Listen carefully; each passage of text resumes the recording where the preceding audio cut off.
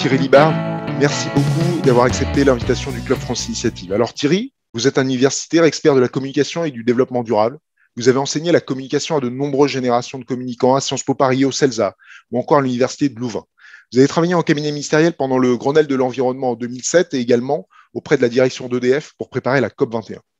Vous êtes depuis 2010 membre du Conseil économique et social européen, renouvelé à 2 reprises. Vous avez notamment été rapporteur d'un avis sur l'obsolescence programmée. Enfin, vous êtes collaborateur scientifique du Earth and Life Institute de Louvain, vice-président de la Fabrique écologique, et vous vous intéressez en particulier aux liens entre communication et environnement. Vous avez écrit une trentaine d'ouvrages sur ce sujet et vous venez de publier Des vents porteurs, comment mobiliser enfin pour la planète aux éditions Le Pommier, et vous avez été lauréat du prix du livre Environnement 2021. Alors, juste après la COP26, on va essayer de voir ensemble comment maintenant appréhender ces sujets. Un petit peu, vous nous donnerez votre sentiment sur les résultats obtenus lors de la COP26 et surtout, on va voir quel message on pourrait faire passer parce que le temps presse sur cette question du climat et plus généralement de la crise écologique. Alors, première question, quel bilan tirez-vous de la COP26 ? C'est toujours difficile de faire des bilans parce que ça dépend du niveau d'espérance qu'on peut avoir dans ces grands événements. Pour chaque COP, il y a toujours les éléments positifs et les éléments négatifs. Dans les éléments positifs qu'on peut voir, c'est la reconnaissance du sujet de la déforestation, c'est une première. Le fait de garder l'objectif 1,5 degré, ce qui n'était pas gagné au départ. Le fait d'avoir intégré le sujet des énergies fossiles, tout ça, c'est clairement des avancées. Mais dans le même temps, à chaque fois, les termes sur les énergies fossiles, on ne parle pas de suppression, on parle de réduction. Sur les financements, on reste encore assez nébuleux. Donc voilà, comme toutes les COP, on a toujours un regard un peu mitigé. Mais c'est difficile de voir à chaque fois ce qui fait que ça avance vraiment ou pas. Tout le monde a dit que la COP 21 à Paris avait été une grande réussite et que la COP 15 à Copenhague avait été un grand échec. Pourtant, beaucoup de spécialistes disent la COP 21 c'est bien, mais il n'y a toujours aucune sanction, aucun réel contrôle. Alors que Copenhague, qui était présenté comme un échec, c'est quand même la première fois où on a trouvé l'objectif 1,5 degré, 2 degrés. Donc, mon sentiment, c'est que dans tous les cas, les vraies décisions se font ailleurs que dans les COP. On l'a vu avec l'accord Chine-États-Unis.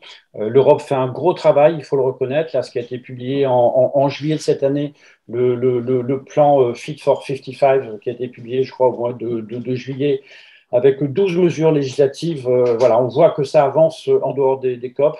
Et puis, comme vous avez parlé de mon travail de communicant, moi, j'ai toujours un peu l'impression que les COP participent à un peu ce mouvement de déresponsabilisation des individus parce qu'on a l'impression que le dérèglement climatique, c'est l'affaire des grandes puissances et que les grandes décisions se prennent dans ces grandes enceintes.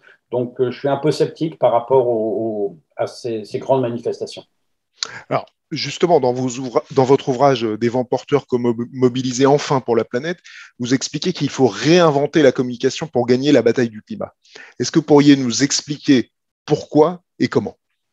Oui, mais je crois que beaucoup font le constat eux-mêmes. C'est que la communication climatique, elle est anxiogène, elle est alarmiste, elle est contraignante, elle est moralisatrice, elle est technique, elle est incantatoire, elle est quantitative. Et pas besoin d'être un grand expert en communication pour s'apercevoir que c'est tout ce qu'il ne faut pas faire.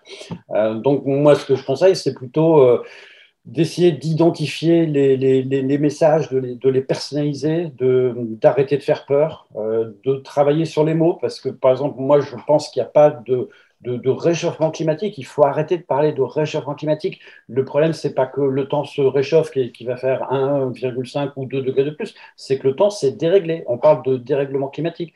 Le problème du climat, c'est l'accélération des événements météorologiques extrêmes et de plus forte intensité. C'est ça le sujet. Donc il faut qu'on en parle et on doit en parler avec des messages qui ne soient pas des messages unilatéraux où on donne simplement des informations. Il faut du débat, il faut de la confrontation. Donc il faut revoir un peu le modèle de communication sur le climat. L'enjeu est vraiment important. D'accord. Mais par exemple, on entend très souvent, et à titre personnel, ça m'exaspère un peu, que la France, finalement, polluerait peu. Alors que quand on regarde l'empreinte écologique de la France, on se rend compte qu'elle est très très importante et on est parmi les plus gros pollueurs de la planète. Ça aussi, peut-être que c'est une erreur de communication.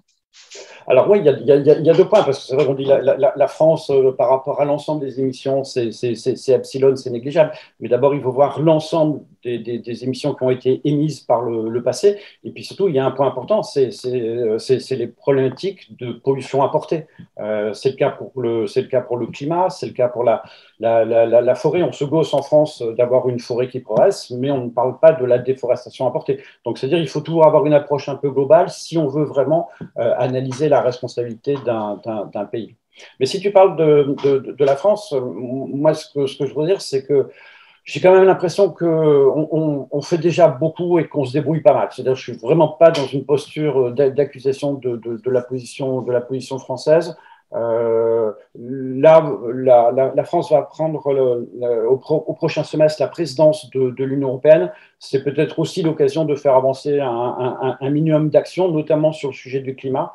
Je sais que le secrétaire d'État aux Affaires européennes, Clément Beaune, travaille justement notamment sur le mécanisme d'ajustement carbone aux frontières. Moi, mon sentiment, c'est qu'il faut vraiment s'appuyer sur la société civile organisée. Alors, ce n'est pas forcément parce que je suis au Comité économique et social européen, mais je vois maintenant depuis 11 ans le travail qui est fait dans des enceintes comme celle-là, comme le CESE à Paris. Et je crois qu'il faut vraiment s'appuyer aussi sur l'ensemble des fédérations, des organisations, des associations de consommateurs, des associations de protection de l'environnement, les organisations syndicales, les mouvements patronaux, parce que c'est vraiment comme ça, j'ai l'impression qu'on peut avancer. Et puis, pas avoir une approche théorique de grandes économies, mais aussi s'appuyer sur ce qui fait les vies quotidiennes. Moi, je répète souvent que le meilleur bulletin de vote pour l'écologie, c'est le code barre. C'est-à-dire qu'on fait avancer les choses avec la pratique quotidienne, la manière de faire nos courses, le choix de nos produits.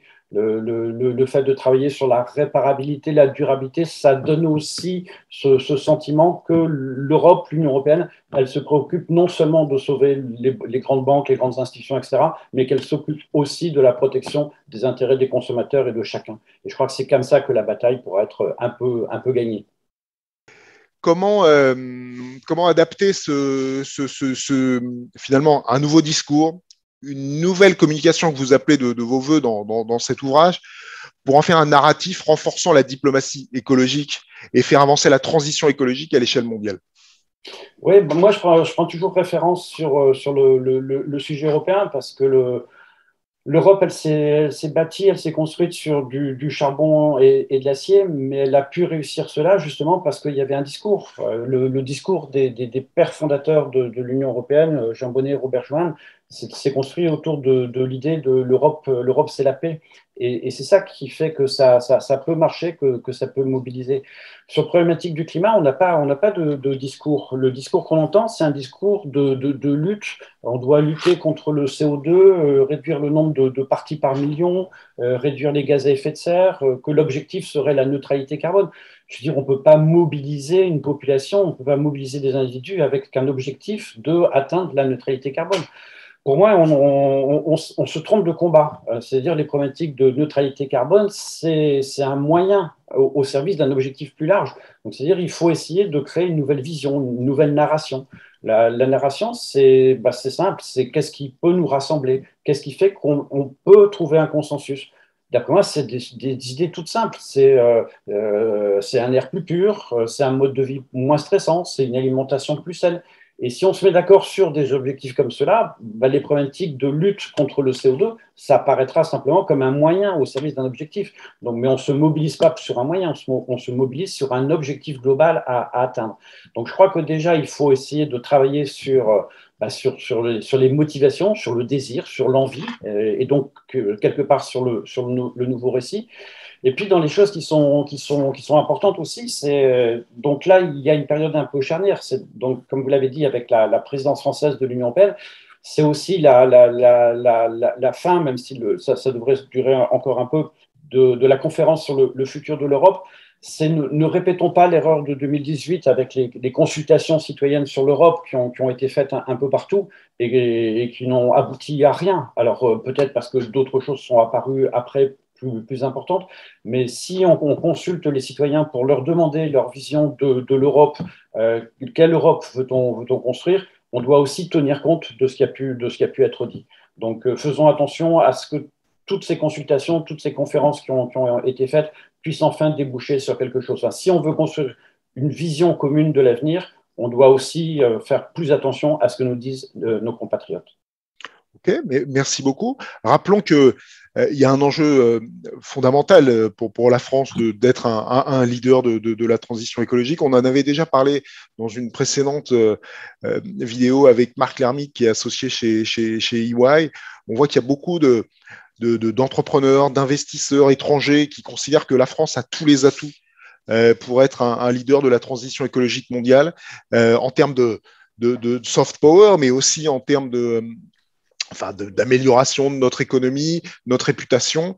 On voit bien que c'est un enjeu central pour notre pays et pour les décennies à venir. Est-ce que vous avez une réaction par rapport à ça?